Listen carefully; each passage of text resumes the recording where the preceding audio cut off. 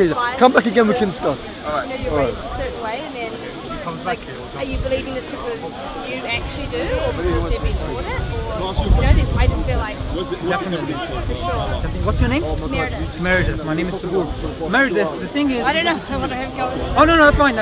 Please. She doesn't want I to just go. wanted to. No, that's fine. Yeah. So, the thing is, Meredith, Quran gives you a criteria.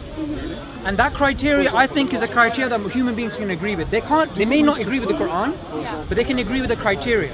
And that criteria is, don't follow your forefathers. Don't follow your society. Don't follow your own desires. Because two human beings can be taught the same thing, and they will have opposite reactions. So, for example, somebody may be a lung surgeon, and they still smoke cigars. They have the logical idea that cigars are bad, but do they act upon it? No. So your desires don't lead you to truth either.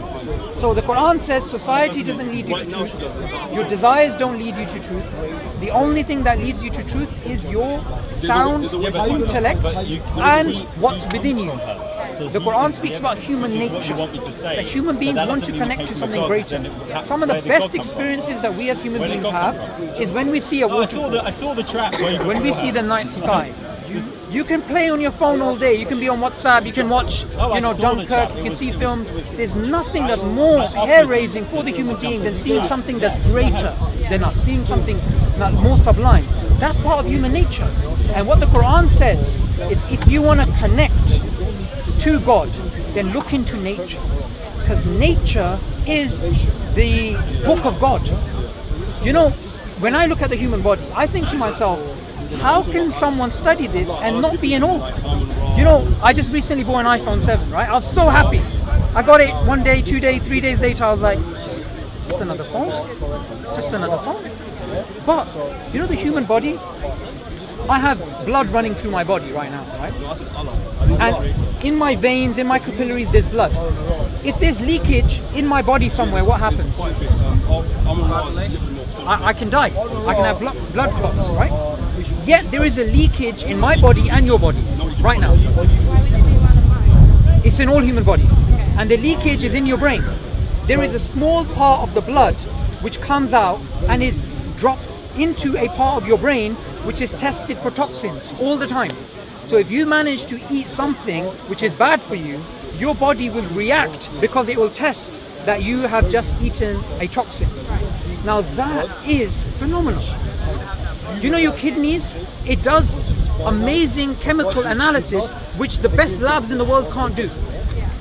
Now this design within us, this is the work of God. And the message of all the prophets of God, forget religion for now, the message of Jesus, the message of Moses, the message of Noah, the message of Abraham, was not to go around killing each other, fighting, taking over the world, whatever. It was have the best relationship, because relationships is what makes you happy. So Meredith, if I was to give you $1 billion, would you be? What would you buy? I don't think. Well, I know where I think you're going to go with that, and I think it brings it back to your iPhone. It's not about this eternal happiness, and fulfillment or whatever. That's the money. It's not going to do anything. The quality of your life, and I'm going to make a claim, I could be wrong, is only dependent upon the relationships you have with other people, and with all our relationships in general. Right? Now, if I gave you $1 billion and you could buy whatever you want, but no human beings to share that experience with, you'd be upset. Now, Islam teaches, the Prophet Muhammad, peace be upon him, said, I came only, that's what he said, to perfect manners. I only came to help you with your relationships. So in Islam, the quality of your life is dependent upon the quality of your relationships. The best relationship you can have is with the one who created you. And after you have the relationship with the one who created you, Islam and all the prophets of God, they taught to have a good relationship with the environment and with other people. And if you have a relationship with God, God will show you signs that will lead you to happiness, that will lead you to tranquility, that will lead you to truth.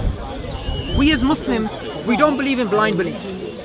We don't believe, oh, I'm raised in a Muslim family, so therefore I'm Muslim. Well, I'm going to say to this guy, why don't you become Muslim? We believe the best way at arriving at truth is to use your mind and to use your relationship with God and ask Him for guidance. do you mean to say that atheists and all the other people don't have mind?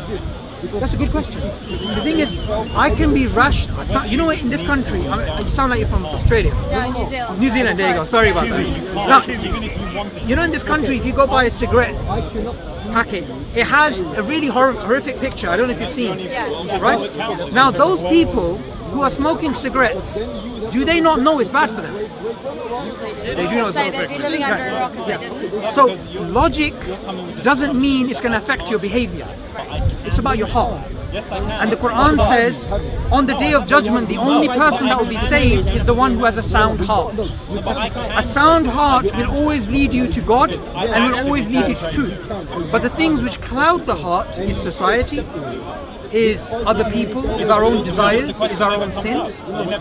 But when we try to cleanse our heart, God will put happiness in our heart. In the Quran it says, the only thing that will give you happiness, only thing that will give you inner peace is remembering God.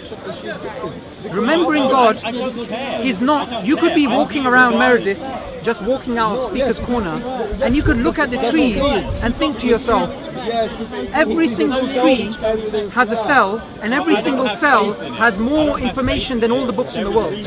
You just worshipped God by thinking that way. So Islam teaches we should be continuously worshipping God, and that is the purpose of life. I'm fascinated by interesting conversations about this kind of thing and learning out about other people's religions. I wouldn't say necessarily like that I have one, but I love to hear about other people's views. And what's your opinion on all the others? Like, where do you sort of stand in your beliefs? Now, I'm going to make a claim, but I can't justify the claim in this short time. No, that's fine. And I want you to investigate that in your own time. Yeah, that's all self-discovery. Yeah. Now, all human beings, the Prophet Muhammad said, are born upon a natural state. The natural state is a good state. It's not a bad state. So in Islam, we believe in presumption of innocence, and we always have. Even within here in Europe, about 500 years ago, if I accused you of being a witch, you would have to prove you're not a witch. But in Islam, every human being is innocent until they're proven guilty. Why? Because human beings are fundamentally good. So the Prophet Muhammad said, every human being is born upon a natural state, but it is their society which changes them, for good or worse. Now, all religions, fundamentally, I believe, not all religions, I would say most religions, originally came with the same message. I can't justify that in this short period of time, but I'll give you some evidence for it. For example, in ancient India, we had the Hindu religion. The Hindu religion fundamentally taught there's one God, and you should worship God alone, and you shouldn't make idols. This is what it says in the Vedas, the book of the Hindus. In the Persian religion, we have the prophet Zoroastrianism. Ancient Zoroaster religion taught you should only worship God alone. And today, Hindus worship idols and Zoroasters worship fire. I can give you a free copy of the Quran. This is actually written by Marmaduke Pictou, who was an English aristocrat who was a Christian, but he traveled the Muslim world, became Muslim, and he wrote the first translation of the Quran. Even though it may seem like a big book, the Quran has no beginning and no end from like chapter point of view. It's not about, in the Bible we have Genesis to Revelation, beginning to end. The Quran, it's not about reading a particular beginning to end. You can open it up anywhere. But one thing that I have experienced in my life, and many people who've accepted Islam have experienced in their life, in this country we have 100,000 converts to Islam, right? All across the world, Islam is the largest growing religion, even though we have the biggest media misconceptions about us. And the reason why, and I'm going to make a claim, is because when people stop believing what they hear in the news and what society tells them, and they try to connect to God and read the Quran with an open mind, God guides. And I believe if you try and do that, God will guide you too.